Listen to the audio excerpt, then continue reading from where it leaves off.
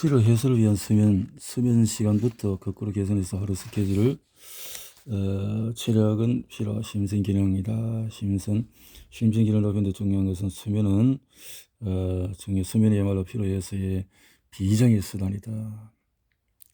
운동선수 트레이닝 대부분의 시간을 할애할 것으로 여기는 사람이 많다. 하지만 실제로 운동선수는 피로 해소를 위한 수면을 얼마나 길게 취할지가 가장 중요하게 여긴다. 트레이닝을 통해서 체력을 높인다 한들 피로가 해소하지 않으면 심신 기능이 저하된다. 피로를 풀어주는 것은 중요하다. 수면 시간부터 계산하여 하루 스케줄을 만든다. 일찍 자고 일찍 일어나는 대신에 일찍 일어나고 일찍 자도록 신경을 쓴다. 확보한다. 수면 시간을 줄여가면서 활동해서는 안 된다. 수면보다 업무나 집안일을 우선시하면서 그렇게 하면 안 된다. 항상 수면 시간을 중요성 우선순위를 두고 심신기능은 체력 피로라는 공식은 운동선수뿐 아니라 이 책을 읽는 모두에게도 해당이 되는 것이다. 피로를 완전히 해소하려면 잠을 자야 되는데 사람들은 대체로 피곤해도 잠들지 못한다고 고민을 한다. 이것을 해결해보자. 생체 시계에 생활 리듬을 맞춘다. 사람의 수면 리듬은 하루 24시간 등 자전하는 지구 주기와 일치한다. 24시. 생체 시계가 생긴 하루 주기 리듬에 따르면 먼저 몇 시에 일어날지를 정해야 한다. 아침에 일어나서 햇볕을 쬐면 생체 시계가 초기화된다. 어두운 환경에서 생체 시계의 일일은 24시간보다도 20분 정도 길지만 눈을 통해서 빛을 받으며 24시간 주기에 맞춰진다. 생체 시계가 초기화되고 나서 14에서 16시간 정도 지나면 뇌 안에서 멜라토닌이라는 호르몬이 일어난다. 멜라토닌 아침에 뇌 안에서 만들어지는 세로토닌이라는 신경전달 물질로 만들어진다. 세로토닌에는 각성을 유지하고 의욕을 꺼내는 작용에서 활동적인 하루를 보낼 수 있도록 한다. 세로토닌에서 만들어진 멜라토닌은 반대로 잠들기에 적절한 체내 환경을 만들어준다. 멜라토닌과 조화를 이루도록 혈압과 심박수가 안정되며 뇌 등에서 잠들 준비를 한다. 생체 시계의 메커니즘을 생각하면 일찍 자고 일찍 일어나는 대신에 일찍 일어나서 일찍 자야 한다고 생각하는 편이 맞다. 나서 일찍 자야 한다. 일찍 일어나기 때문에 일찍 잠들 수가 있다. 취침 시간 일찍 일어나면 수면 확보가 되고 하루에 필요한 수면 시간은 7시간에서 8시간으로 알려져 있다. 사실 개인마다 차이가 크며 6시간만 자도 아무렇지 않은 사람이 있는가 하면 9시간을 자야만 피로 걸리는 사람도 있다. 모두 자신이 몇 시간 정도 잘 피우겠는지 경험을 통해서 알 수가 있을 것이다. 필요한 수면 시간을 확보하도록 기상시각과 취침시각을 정했다면 그 사이에 업무나 집안일을 모두 마치자. 자는 시각을 마감으로 정해주고 몇 시에 잠들었는지 몇 시에 일어나는 시각을 그래서 업무가 생각보다 길어지거나 술을 마시고 즐거운 때 평소에 늦게 자는 날도 있을 것이다. 이때 몇 시에 잠들었든 일어나는 시각을 바꿔서는 안 된다는 점을 명심하자. 늦게 잠든 다음 날에는 일시적인 수면 부족으로 인해서 피로가 충분히 풀리지 않을 것이다. 그렇다고 해도 수면 리듬을 바꾸지 않도록 신경 써야 한다. 하루 정도 수면이 부족한 날이 있어도 수면 리듬이 크게 흐트러지지 않는다면 피로는 곧 풀린다. 중요하군요. 성장 호르몬으로 초회복. 자는 시각과 일어나는 시간을 정하면 수면을 통한 피로 해소 효과도 커진다. 운동 직후에도 성장 호르몬을 분비한다. 운동으로 인해서 생긴 피로를 풀기 위해서다. 성장 호르몬 분비도 생체 시기로 조절되는데 낮 동안에서 조금씩 정기적으로 분비된다. 수면에는 깊은 논렘 수면과 얕은 렘 수면이 있고 논렘 수면의 깊이에는 3단계가 있다. 수면 리듬이 흐트러지고 취침 시각이 평소보다 늦어지면 잠든 후에 성장 호르몬 분비가 감소한다. 하루에 분비되는 성장 호르몬 총량도 줄어들기 때문에 피로 해소를 생각한다면 손해를 보는 셈이다.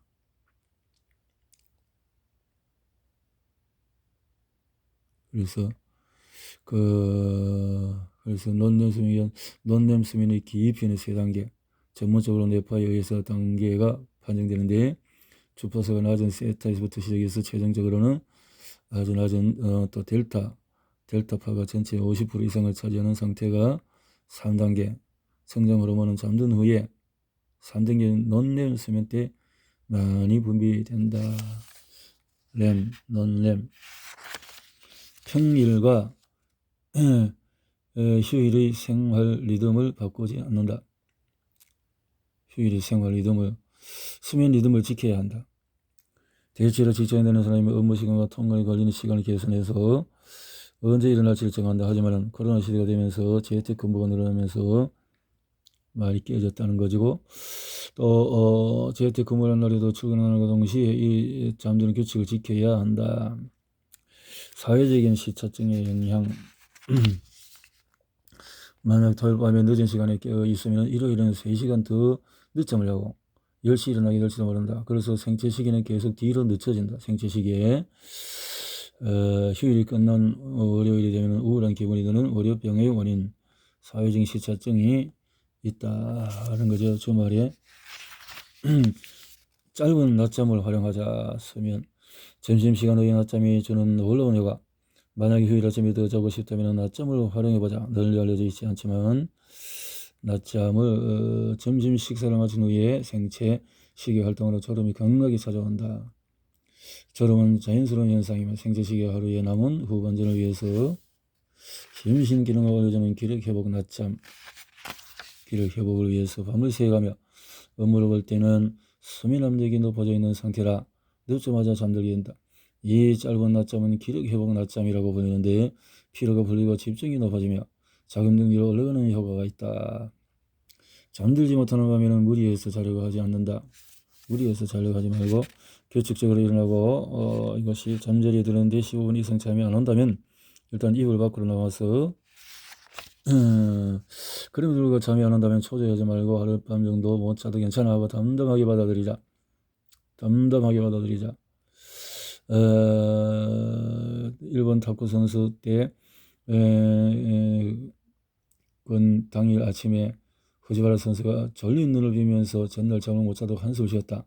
경험이 풍부한 운동선수라도 큰 대회를 앞두고 있을 때 긴장해서 잠들지 못할 때가 있다. 하지만 이날 후지와라 선수는 당당히 우승을 거머쥐었다. 피로해서 심신 기능 향상을 위해서도 수면이 정도 그렇다고 하룻밤 제대로 못 자는 일로 너무 심각하게 하지 말자.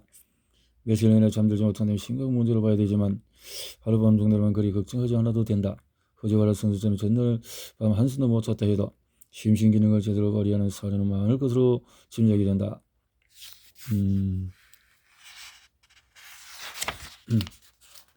잠을 졸음을 방해하는 요소를 멀리하자. 멜라토닌, 세로토닌도 이렇게 해서 너무 밝은 빛이나 카페인, 알코올을 금하도록 하자. 사람은 환경이 어두워지면 졸음이 오는 메커니즘을 갖고 있지만은 현대사회에서는 원한다면 잠들기 전까지 방안을 밝게 유지한 상태로 하지만 너무 밝은 빛은 잠을 방해한다. 멜라토닌, 세로토닌이 합성되지만 밝은 낮 동안에는 세로토닌에서 멜라토닌을 만드는 효소 활동이 중단된다. 밤이 어두워지면은 밤이 되어도 너무 밝은 빛을 받으면 세로토닌에서 멜라토닌을 만드는데 효소 작용이 멈추고 멜라토닌 부족해서 잠들기 어려워진다. 카페인, 낮에 졸음을 쫓기 위해서 커피를 마시는 사람이 있는데 커피에 함유된 카페인은 내 안에서 흥분을 억제하는 메커니즘을 방해하기 때문에 자기 전에 카페인이 들어있는 음료를 마시면 각성작용으로 잠들지 못할 때가 있다. 카페인을 섭취한 지 몇 시간까지 각성작용이나 이뇨작용이 지속되는지 체질이나 섭취 빈도에 따라서 차이가 난다. 잠들기 전까지는 시간이 꽤 걸리는 편이라면 저녁 식사 후에 카페인을 섭취하지 않는 편이 좋다. 그래서 카페인은 커피 외에 녹차, 홍차, 우롱차 같은 차 종류와 코코아, 콜라 등에도 있다. 드링크 카페인이 많은 음료가 있으니까 삼가하도록 하고, 알코올 음료도 피로해서 알코올이 천적이라고 할 수 있다. 알코올에 취하면 감각이 둔해져서 피로감이 줄어들지만 피로 자체는 그대로 남은 상태가 되어진다. 알코올의 힘을 빌려서 잠들었다고 해도 얕은 렘 수면이 늘어나는 반면에 논렘 수면은 줄어들어서 분명 잠을 잤는데 피로 풀리지 않을 것이다. 깊은 수면이 안 된다는 거죠. 알코올은 의존성이 강해서 잠들기 전에 계속 마시면 내성이 생겨서 음주량이 늘어나기 시작한다. 처음에는 한 잔, 다시 3잔, 4잔으로 늘어나게 된다. 잠들기 전 음료를 마시고 싶다면 위장과 간장에 더 부담을 주지 않는 따뜻한 물이나 이런 것으로 한다. 기상시 감각을 기준으로 한 수면 자가 진단 실시. 수면의 문제점을 지적한다. 수면으로 피로가 풀렸는지 여부를 평가하도록 수면 일지를 기록해보자. 수면 일지. 수면 일지를 해서 세 가지. 수면을 자가 진단할 때 내가 정리하기 위한 부분은 아침에 일어났을 때 느끼는 피로의 감각이다. 자가 진단을 통해서 무엇이 개선되는지 발견되었다면 적극적으로 실천해보자. 몸이 가벼워야 된다는 거죠. 지친 근육을 풀어주는 초회복 스트레칭으로 피로 해소를 돕는다. 30분에 한 번씩 일어나서 수분을 보충한다. 밀킹 액션과 수분 보충을 한다. 적어도 30분에 한 번은 일어나서 방안을 걷도록 하자. 재테크 때도 움직여서 그래서 혈액과 림프육이 흐르고 움직이도록 그렇게 한다.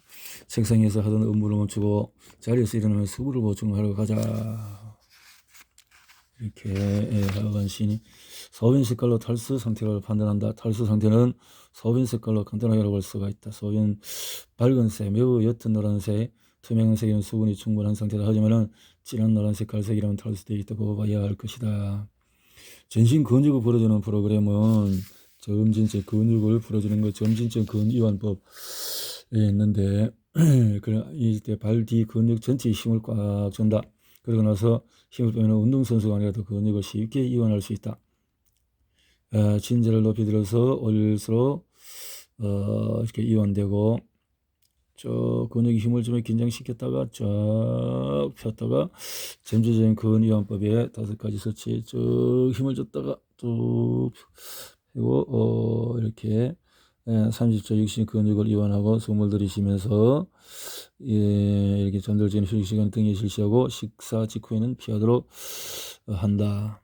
이것은 점진적인 근이완법의 전체 프로그램에서 준비하고 손, 또 아래팔, 또 왼팔, 위팔, 또 이렇게 다리, 종아리, 허벅지, 엉덩이, 허리, 배, 가슴, 어깨 등등으로 이완, 또 목에서 얼굴, 머리까지 전부 다 실시하기 힘들테니까 자신이 필요한 것을 찾아서 만성적인 요통이 시달리면 엉덩이, 허리, 배 주변에 긴장을 풀어보자. 요통이 시달리면 엉덩이, 허리, 배 주변의 긴장을 풀어보자.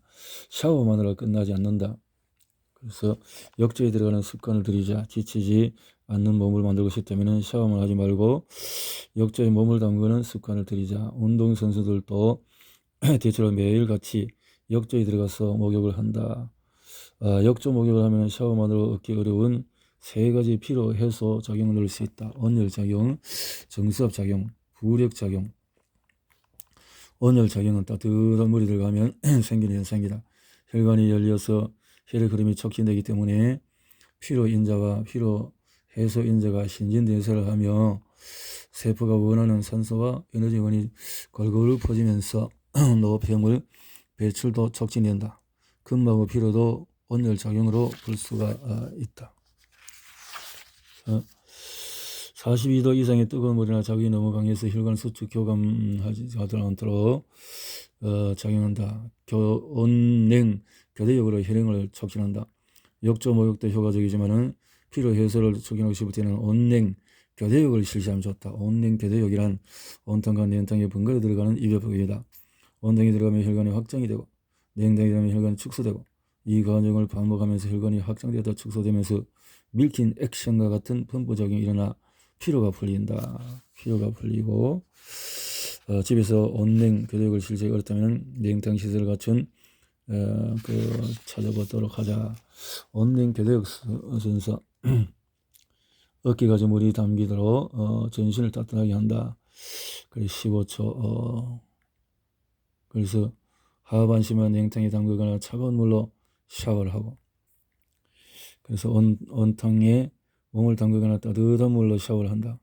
따뜻한 물로 샤워하거나 온냉 교대역 순서는 어깨까지 물이 이렇게 하면 좋지만은 아니면 뜨거웠다가 차가웠다가를 하반신만 냉탕에 담그거나 차가운 물로 샤워를 한다. 확 데폈다가 또 확 줄였다가 할 수 있는 것을 냉탕 목욕과 온냉 교대역은 혈압의 변화를 주기 때문에 피로를 푸는 스포츠 오일 마사지. 일반적인 마사지 효과는 일시적이다. 운동선수는 근육을 계속해서 격렬하게 쓰면 근육 피로에 쌓인다. 운동 부족으로 근육을 전혀 쓰지 않는 사람도 근육에 피로가 쌓인다. 근육은 사용하지 않으면 사용해져서 근력이 떨어지고 피로가 쌓이게 된다. 그래서 근육을 움직이지 않으면 근육은 나빠져서 근육을 과하게 사용할 때나 전혀 사용하지 않을 때도 우리 몸은 쉽게 지친다. 일반적인 그러니까 근육의 피로를 푸는 가장 대중적인 방법은 마사지가 아닐까? 근육의 피로가 있었으면 근처에 마사지 샵으로 달가는 적지 않다. 근데 해소를 위해서 마사지가 설문에서는 3위를 차지했다. 그러니까 숙면과 그 다음에 입욕을 아주 중요시하고 있다는 거죠. 일반적인 마사지샵에서 이루어지는 마사지는 대체로 결림이나 통증 있는 것을 집중적으로 지압하고 무르는 행위로 이루어진다. 이런 유형의 마사지만으로는 피로가 완전히 해소되지 않는다. 일시적으로 기분이 좋아지나 피로는 그대로 남는다. 피로를 풀어주고 싶은 마음에 자극이 강한 마사지를 받은 다음 날 그 부분에 통증이 생길 수도 있다. 마사지 부작용이다. 마사지 부작용이 생길 정도로 강한 자극을 받아야만 마사지 효과가 있다고 굳게 믿는 사람도 있다. 하지만 마사지 부작용은 되도록 피해야 한다. 마사지 부작용이 이를테면 격렬한 근육 운동 후에 생기는 근육통과 비슷한데 근육에 염증이 생기다는 신호다. 근육통, 염증은 손상 등 정상적이지 않은 상태에 대한 방어 반응으로 생긴다. 만성적인 염증이 계속 이어지면 피로와도 연결이 된다. 흔히들 격렬한 트레이닝을 하는 선수라면 매일 마사지를 받는 이미지를 떠올린다. 하지만 실제로 선수들의 마사지를 받는 빈도는 대체로 주 1회, 많아도 3일에 한 번 정도다. 마사지 부작용까지는 아니더라도 마사지로 작은 염증이 생기고 염증이 곧 피로로 이어진다는 점을 잘 알고 있기 때문이다. 염증이 생기고 염증이 피로로 이어진다. 누르지도 주무르지도 않는 스포츠 오일 마사지. 더 자세히 이해하자면 누르거나 주무르는 방식이 아니다. 스포츠 현장에서는 오일을 발라 손으로서 문지르는 스포츠 오일 마사지를 주로 한다. 오일을 연날로 사용하는 스포츠 마사지로 마사지 부작용이 발생할 일은 거의 없다. 내가 트레이너 공부를 시작한 미국에서 선수를 위한 마사지란 일반적으로 스포츠 오일 마사지. 스포츠 오일 마사지가 근육 피로 해소에 효과적인 이유는 혈액과 림프의 흐름을 촉진해주기 때문이다. 산소 에너지를 활용해서 대사를 심장, 정맥, 동맥, 근육, 심장성 말초신경 이렇게 풀어주기 때문에 결국 피로의 원인 노폐물이 쌓이면은 림프라든가 스포츠 오일 마사지는 정맥혈과 림프역의 순환에 특히 도움을 준다. 심장과 펌프와 같다. 동맥혈을 내볼 수 있지만 정맥혈과 림프역을 빨아들이는 작용은 못한다. 심장 대신에 정맥혈과 림프역을 심장에 보내는 역할은 종아리 근육의 수축과 이완으로 이루어진다. 종아리 근육이 수축과 이완 작용을 할 때마다 혈관과 림프역도 압박되었다가 풀리기를 반복하며 이로 인해서 정맥혈과 림프역이 돌아간다. 이 과정이 바로 앞에서 언급했듯이 밀킹 액션이다. 스포츠 오일 마사지로 심장을 향해 몸을 부드럽게 문지르면 밀킹 액션처럼 정맥혈과 림프역의 흐름이 촉진이 된다. 이렇게 실치를 해서 도움을 받을 필요가 있겠다. 5분에서 20분 정도까지만 한다. 그래야 피로를 멀리 하게 된다. 국소 마사지는 적어도 60분 이후에 실시하자. 식사 후에는 그렇게 해야 할 것이다. 식사 후에